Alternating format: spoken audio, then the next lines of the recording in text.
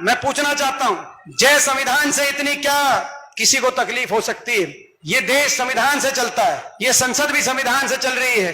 ये वो संविधान है जहां हर वर्ग के अधिकारों को सुरक्षित किया गया है। ये वो संविधान है जहां हर नागरिक के अधिकारों को प्रावधान दिया गया है। जय संविधान बोलने पे तो संसद के परिसर में खुशी होनी चाहिए। ये वही संसद का परिसर है जहां पे संविधान की रचना हुई, और मुझे गर्व है कि संविधान बाबा साहब के नेतृत्व में जो संविधान बना, उस संविधान सभा में और उस संविधान पे जब हस्ताक्षर करने की, ओरिजिनल कॉपी पे हस्ताक्षर करने की बारी आई, तो बाबा साहब के नेतृत्व में जब संविधान पे हस्ताक्षर किए गए, तो पंडित जवाहरलाल नेहरू, सरदार पटेल और मौलाना आजाद जी के साथ साथ चौधरी रणबीर सिंह हुड्डा जी के भी उसी संविधान पे दस्तखत अंकित थे।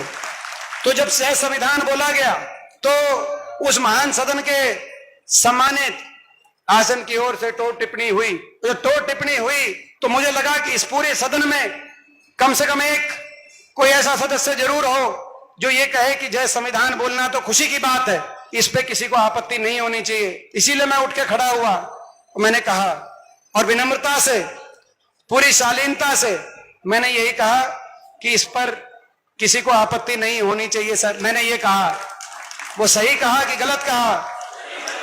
सही कहा कि गलत कहा, उसका फैसला मैं आप पे छोड़ता हूं। उसका फैसला मैं माननीय आसन पे भी छोड़ता हूं। मैं उसका फैसला आप पे छोड़ता हूं कि वो सही कहा कि गलत कहा। मगर मैं एक चीज कहना चाहता हूं सरकार को, मैं सरकार को बताना चाहता हूं, ये देश जय जवान, जय किसान, जय संविधान का देश है। इसको जय धनवान का देश नहीं बनने देंगे, मैं ये कहना चाहता हूं।